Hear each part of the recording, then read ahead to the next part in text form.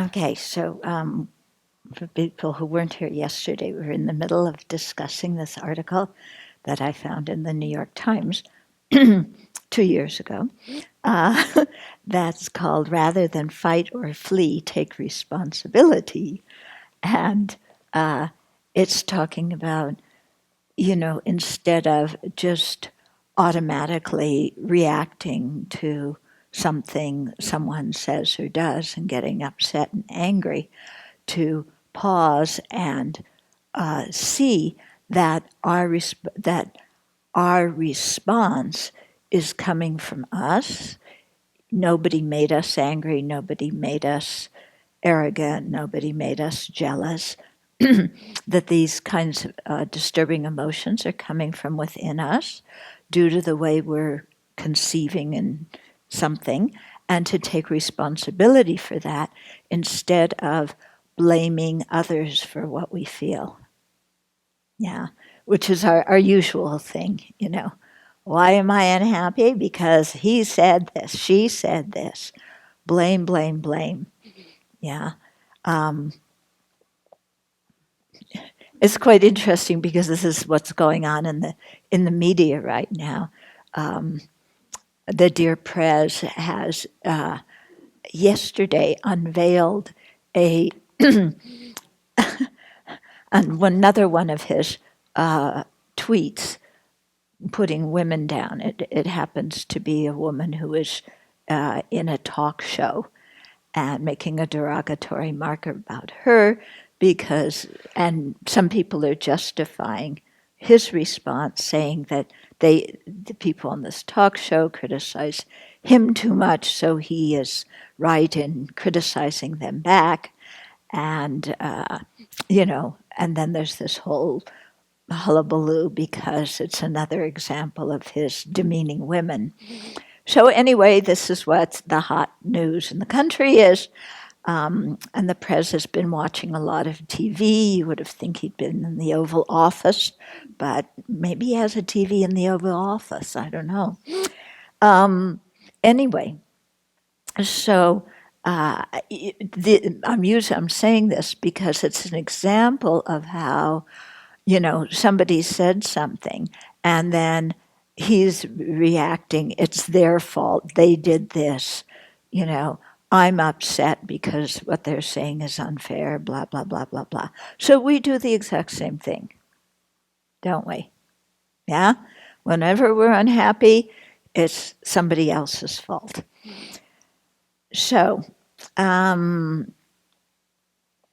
article was saying that, this has to do with our prefrontal cortex beginning to shut down, and our sympathetic nervous system revving up, and that's very appropriate. If a lion is charging at you, you want to get away as fast as possible. But it's not so effective when we respond like that to things in our life that aren't serious physical threats, because we get so wrapped up in our disturbing emotion that we can't think clearly. And then, of course, we say things that, just worsen the situation. Yeah. So, he tweeted one thing, then tweet something else, then this and that. And yeah, the whole story continues. Okay, and so then he was saying that when you're in that kind of situation, what we need to first do is calm our mind through breathing, and then to whatever we feel compelled to do or say, like blame the other person, don't do it. Okay, so then he started here. Almost invariably, the reaction is triggered when our sense of worthiness feels threatened. Okay, so that's, I think it's either our worthiness feels threatened or we aren't getting what we want. Yeah.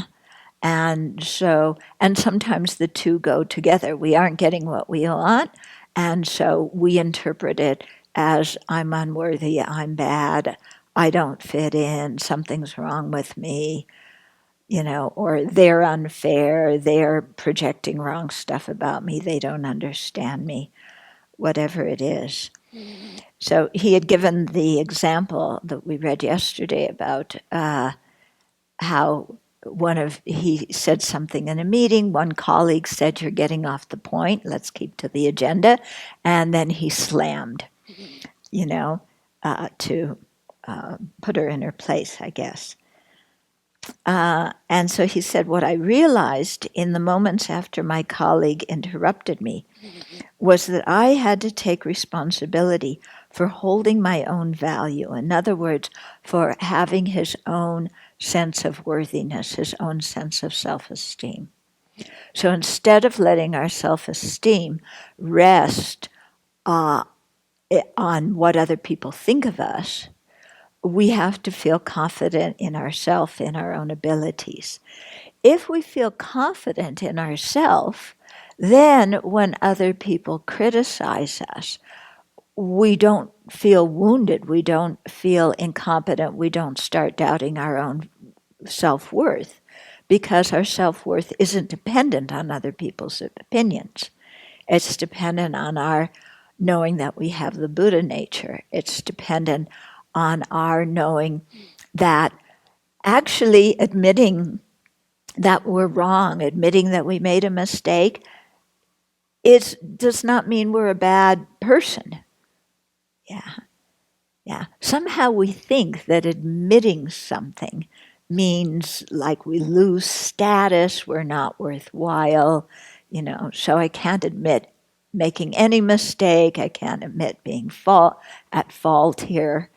And this feeling like if I do, then I just crumble, Everybody's going to think that I'm totally worthless because, I put the peanut butter jar in the cupboard upside down. Yeah. Yeah, and it leaked, right. Yeah. If it didn't leak, then you're okay, maybe. Actually, you do that when the oil is at the top so that it permeates, so it could be a sign of wisdom. Yeah. But, yeah, somebody says, why did you put the peanut butter jar in the cupboard upside down? And instantly, they're doubting my intelligence. Yeah? Something like that, okay? So to be able to have our own sense of self-confidence and to know, everybody makes mistakes. It's not the end of the world. It doesn't mean we're stupid, unworthy, and all those other things we say to ourselves. It just means we made a mistake, so we fix it up as best as we can. Yeah, and that stops the whole thing. It stops everything going, the churning and ruminating inside ourselves. It stops us from saying something that then makes the other person respond to us, which hurts us more and makes us more angry. You know the scene. Only when my value as a human being no longer felt at threat did it make sense to have a conversation. So he had to go away and kind of calm down and, see that actually his value of a human being was not in question just because his colleagues said, we're getting off topic and we need to go back to the agenda. Yeah. But you see how sensitive we are? So sensitive. Yeah. It's the wrong kind of sensitivity. There's a sensitivity where we can tune into other people. That's a good kind. This is the sensitivity where every little thing is interpreted in terms of me. Yeah? And it's really bothersome, to say the least. He continues, once I got my faculties back, my first responsibility was to examine my own role in our small drama.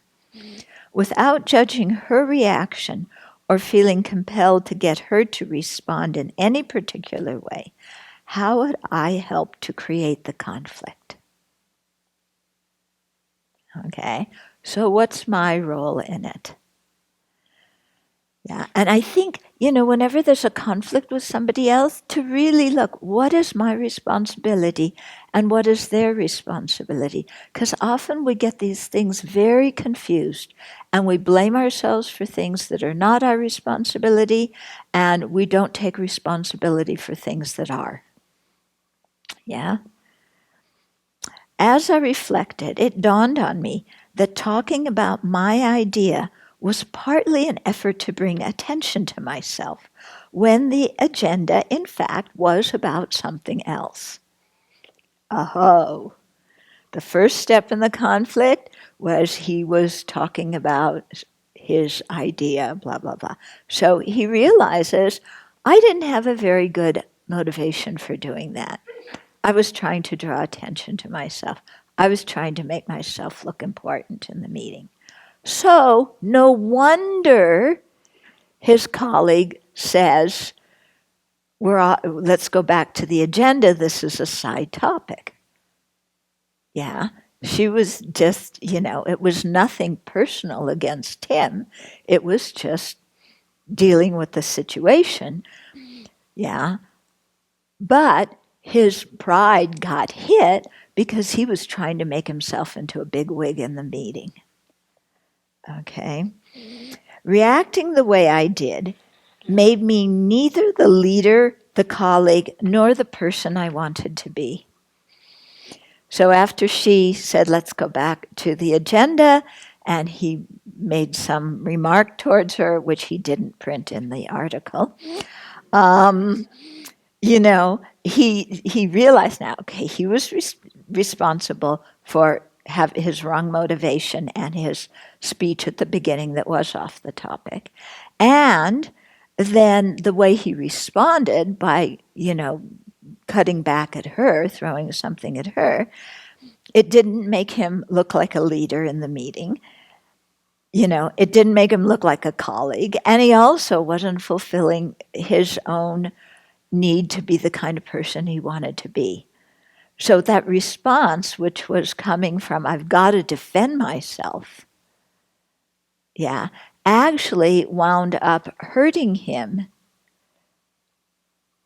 in all the ways that he wanted actually to be recognized. Yeah? So this is called shooting ourselves in the foot. Yeah. We do it a lot. Yeah.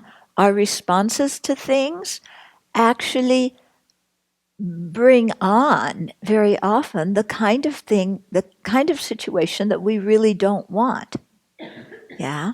We're in conflict with somebody, so we either attack back or we leave and refuse to talk. And, what we're really wanting and needing is communication. But it's impossible for the other person to communicate with us. Yeah. Because we're either like fire or like ice. And there's no way you can, deal with either one of those. Okay. My behavior also escalated the conflict rather than helping to resolve it. No one benefited. Yeah. Because he said that, then of course she's going to say something else, then same old thing. Okay. The problem is that none of us ever wants to feel wrong. Actually, feeling wrong is not a feeling. Wrong is not a feeling. Yeah. Wrong is a thought. I am wrong. What we're feeling is maybe embarrassed, humiliated, vulnerable. Could be some other feeling like that. But we don't feel wrong. Okay?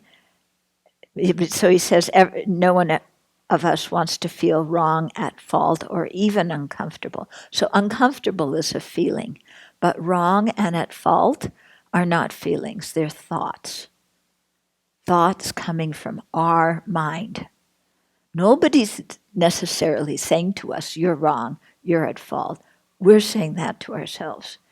Even if, in fact, the other person does say it, so what? we still need to use our own wisdom to evaluate what we did, because we're the only one who knows what our motivation was. Yeah, so we need to evaluate our action ourselves. Yeah, if we had a good motivation, no reason to get upset. If we did something without really, with an intention to harm somebody, we're responsible for that. We need to make amends. If we did something recklessly, carelessly, not really taking into account somebody else's feelings, we need to make amends for that. But it doesn't mean we're bad and worthless and wrong and faulty and blah, blah. Okay? When we feel threatened and the consequence is conflict and unhappiness, it's easier to look outside ourselves and blame someone else. And we've been doing that since beginningless time, and we're still in samsara. That hasn't gotten us to liberation. I don't know about you, but I've done a lot of blaming in my life. Yeah, a whole lot of blaming. Hasn't gotten me to liberation at all. Truly taking responsibility, the notion that we're in charge of how we respond, no matter what comes at us. Okay, we're responsible to the notion that we're in charge of how we respond to another person requires self-acceptance. It's about the capacity to value and appreciate ourselves in spite of our countless missteps and limitations. Yeah, so this is the crux of the matter. Yeah, to stop this incredible judgment that we have against ourselves that we then do to other people and judge them as well. Yeah, so the whole thing of blame for either self or others, judgment, either judging ourselves or judging others, all of that really needs, it's useless and it's fabrication. Yeah, conceptualization. Okay. And to accept that, yes, we have countless missteps and limitations. So what? Who are we trying to impress? That, everybody else is a human being, but I don't have missteps and limitations? I'm above all of that? Yeah. I heard His Holiness the Dalai Lama one time at a panel. Yeah, if anybody's above limitations, I would say he is. He was on a panel of experts, and somebody in the audience asked a question. The experts couldn't really answer it, and they looked at His Holiness and said, well, what do you think? And he paused and he said, I don't know. And the whole conference room was dead silent. It's like the expert of the experts said, I don't know, in front of a few thousand people. Oh my God. How can that be? So if His Holiness can say, I don't know, and he actually in turn after that looked back to the experts on the panel and said, what do you people think? Inviting their wisdom on the situation. If he can say that, why can't we? When in fact we have mistakes and faults and limitations.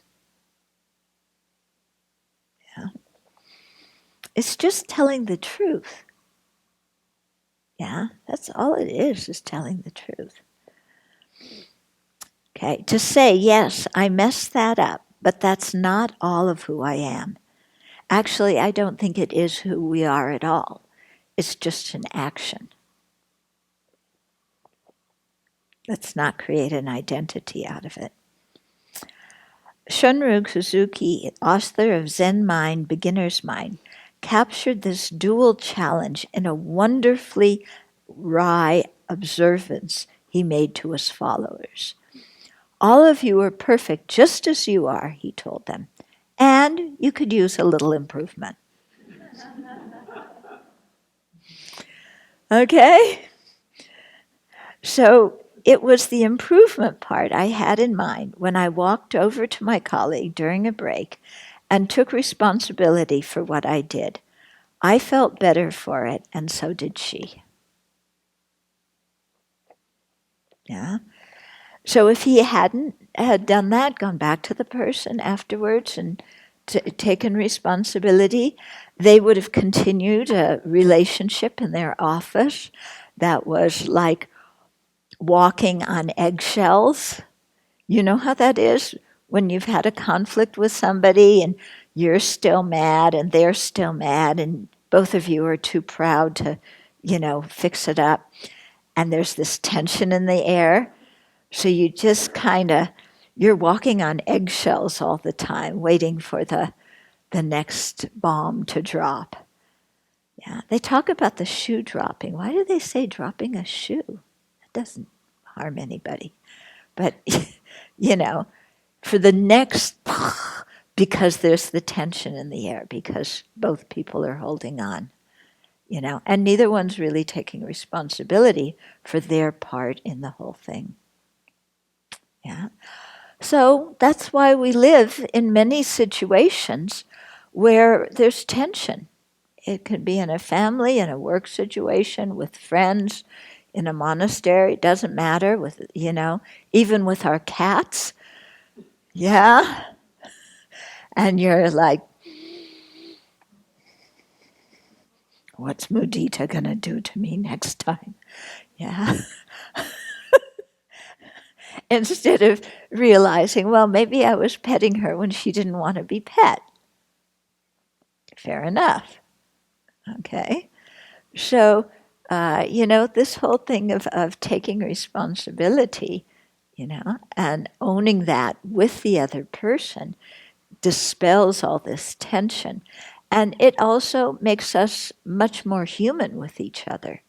Then we don't have to put on some big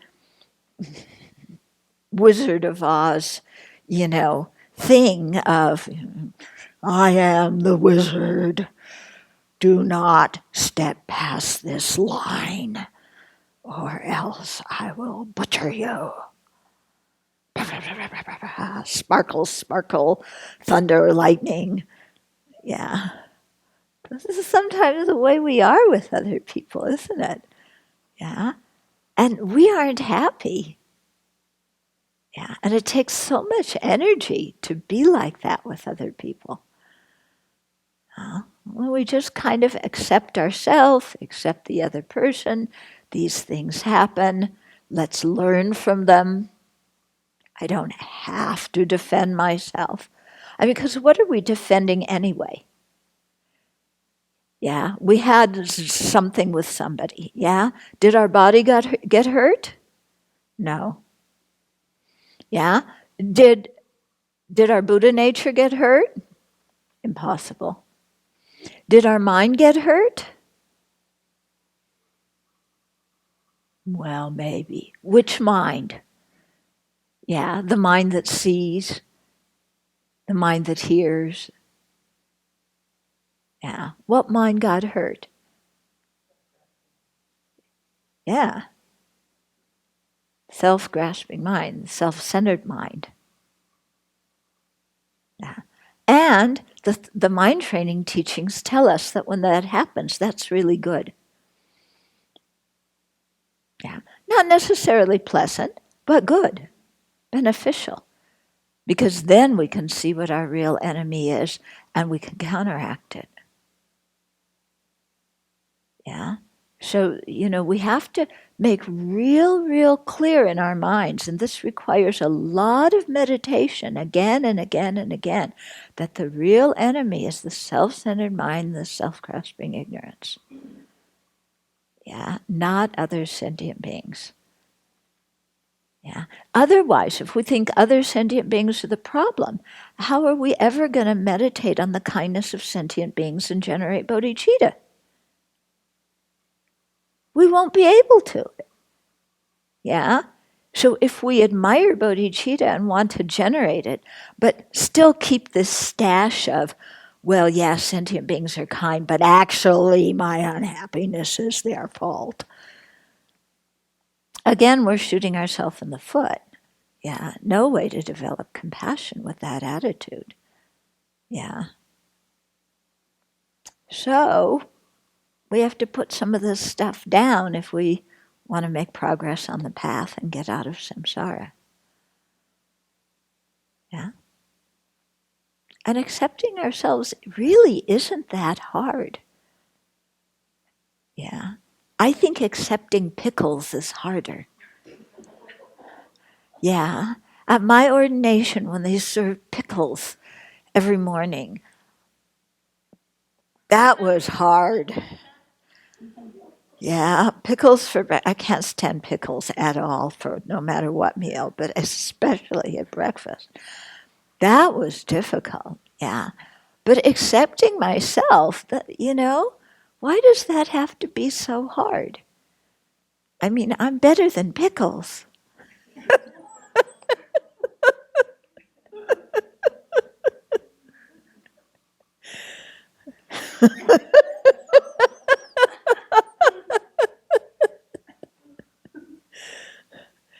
Any comments? Yeah.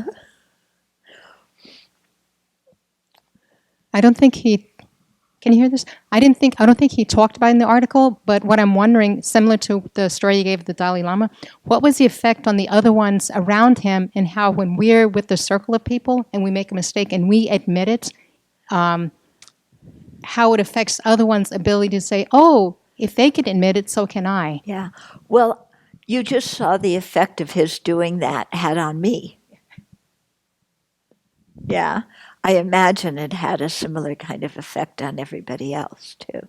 I understand the part, or the lesson, or most of the lesson, not to react when you're having a conflict with your spouse or a good friend, a personal friend, or brother or sister or someone. And I'm trying to practice what I've learned here and other places. But they aren't of the same belief as me. So I get accused of silencing up, which creates more animosity. And I'm trying to say, no, I'm not silenced. I just don't want to say anything now until I think about it, and so I don't say anything wrong. But the other person continues their anger and building anger up at you for not responding. So then it's a question of, okay, well, I got to get up and walk out of the room. Yeah. Yeah. It's interesting. Sometimes we encounter people that really enjoy a fight. Yeah. They really enjoy a fight. And if we refuse to fight back, they get even more upset. Yeah.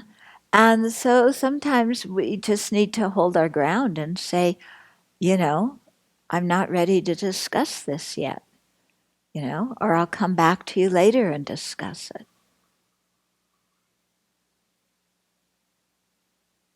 Yeah. I mean, because the other choice is jumping in, and then we wind up saying all sorts of things that we don't want to say, which make the situation worse. The other person finally feels like we're paying attention to them. They feel gratified because they can have a nice fight, but they're not really happy. I mean, nobody's really happy at the end of an argument. Yeah.